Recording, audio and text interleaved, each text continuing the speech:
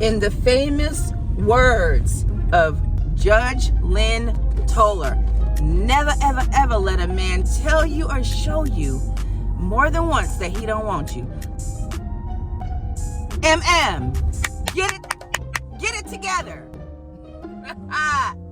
Hey y'all, welcome back to my channel. I appreciate you being here. I do not review the show episode by episode. I just chime in whenever I feel compelled to, and I do want to talk about this episode because you're thirsty. You're showing something. I don't like it. You got to cut it out. This man from the beginning has showed you, well, the wedding seemed fine and nice and, you know, everything.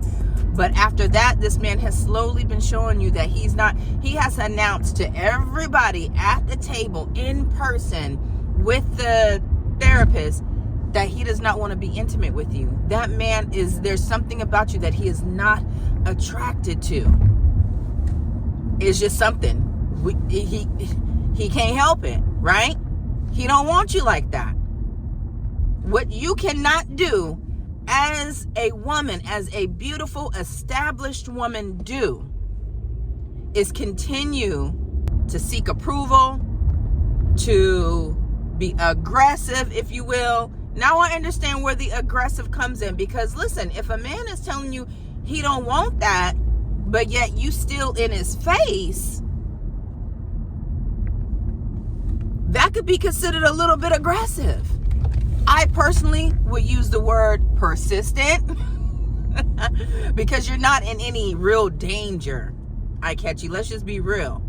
And I love Dr. Pia. God bless Dr. Pia. Now, she might wear them same pleather pants every time she's on camera, but we got to switch it up, Dr. Pia. Other than that, Dr. Pia is on point. I love her directness. Forget the small talk. What's the problem? What's going on here? You know, and she gets right to the point, and she's able to pull it out to where they can like be completely honest about what it is that they're feeling. And Ikechi said she want it, I don't. She's asking. Then we find out later at the after party, Ikechi says that after that dinner, she ends up demanding that he show her pictures of his ex because she doesn't believe that she is his type. Lady, you already got all the signs and symptoms right there that you ain't his type. Let it go. Go through the motions, and then when you guys get to sit down, say, I want a divorce. Just like Madison is doing. Madison is playing the game until the very end, and she's going to be like, no. Because Allan is not assured of himself. Allan is insecure. Allan is not an alpha male. You know, now Allan has a very nice voice. Allan's voice is sexy as F, but he does not have the confidence to go with it, you know? And I found myself, oh my God. But I will say that I found myself smiling the entire time when they gave them the exercise of playing the sexy twister. And I just thought that whole scene was just cute. I love the fact that Madison put aside whatever feelings she has to go ahead and do this exercise so that they can get closer. And I thought it went perfectly well, especially when she whispered that she didn't have any panties on. I said, okay, Madison might be a little ratty, you know? But the whole thing with them at the bar and the miscommunication, you know, petty, you know, Allan might be passive aggressive, kind of like how Ikechi is and how Carla is, and did a tit for tat, like, oh, you want to disappear on me? Okay, I'll disappear on you. And honestly, I didn't like that, because I feel like no matter how mad you get at the woman that you're with, if you come together, you should leave together. Because a bar, nighttime, anything could happen. If something happened to Madison and you had left, you would feel bad, you know? So don't ever do that again. Carla and Juan, you know, at the end of the day, they're just not a match. You know, Juan does not care about Carla at all. He has not developed that soft spot for her just yet. We do get a glimpse of hope when Juan stated that, you know, if she needed help advertising for her business or providing funding to help her get her thing off the ground, I was like, okay, that says something, you know. I think that's important. So there's just a glimmer of hope with these two, but honestly, I don't see it long term. Carla poured out to him pretty much at the lunch and explained why Camille and Thomas, my goodness. I'm just glad Thomas got some.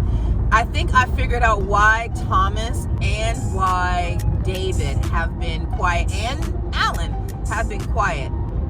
I think one of the reasons why they are not biting back and explaining what it is that they dislike about their partners, like their partners have been doing to them the whole time, is because they are hoping to get laid.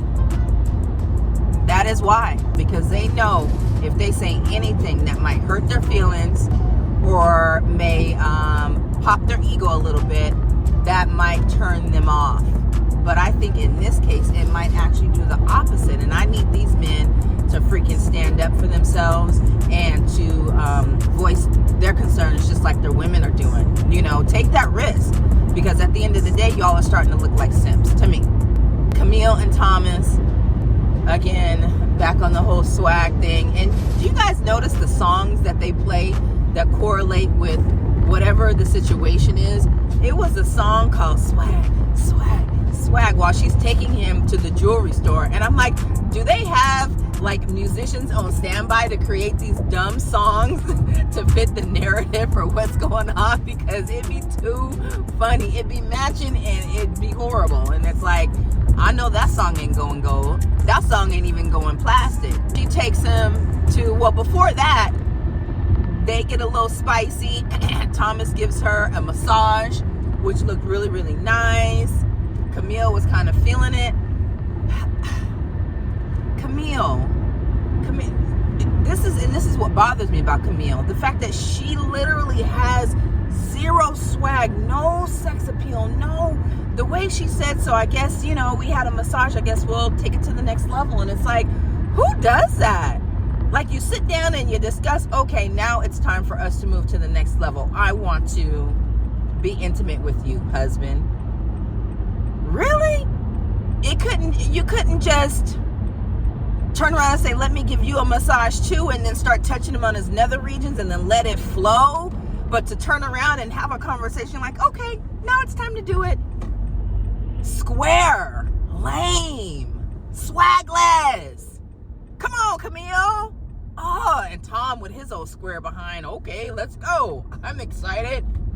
And then they do the horizontal polka, which I'm happy for Thomas.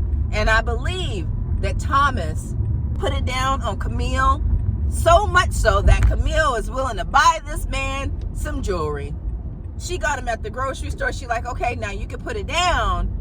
Let's match that energy on the outside. I need everybody, every other woman to know that not only can you put it down, but I want you to look like you puts it down. We gonna get the chain, we gonna get the bracelet, we gonna get the earrings, and I'm about buy it for you.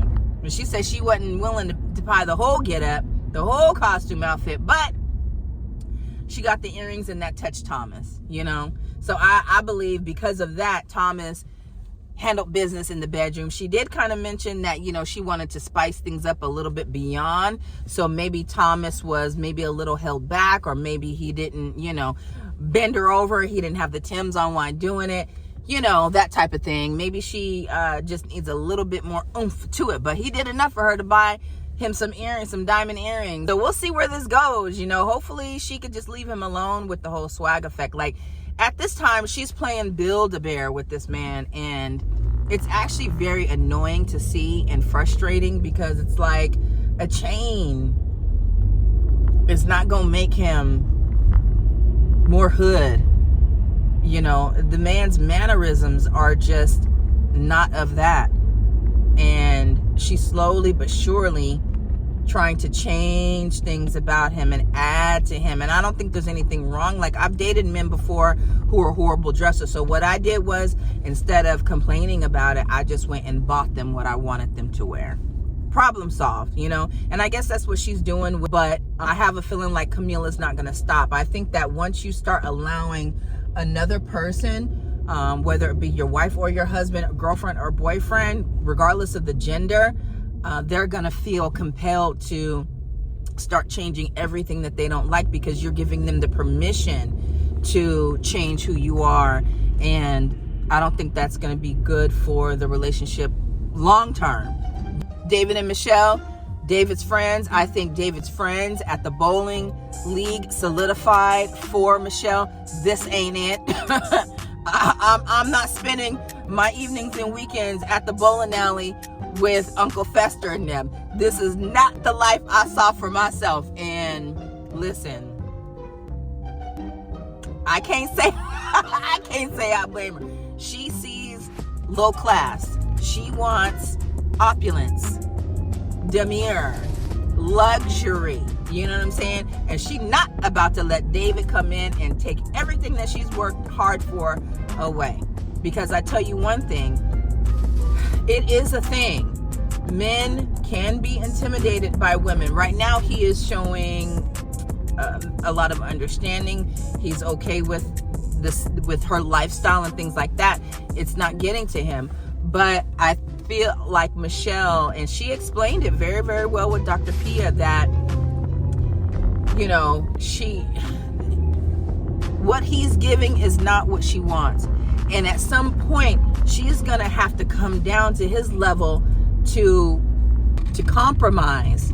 And there might be times where she's not willing to do that, you know, especially if he can't rise to the occasion financially. So I understand it's not going to work. Now you could say, oh, I make 100 grand and he makes 50 grand. If we put it together, we got 150 grand. That's cool. But if I'm the one that has to shell out more because I'm making more, that could prove to be a problem. And Michelle wants to be able to maintain her lifestyle and even possibly go up. And right now, there is absolutely nothing about David. Like, there's nothing that can redeem him, not even his looks, honey. And Michelle ain't for it. So that's what I got out of the episode. Y'all drop down in the comments and tell me what y'all think. Excited to see what happens next week. I need them to pick it. I need to know who's hunching who. Wouldn't it be funny if we find out that it's dang on Camille and Ikechi messing around? Because you know, but I still think it's Madison and David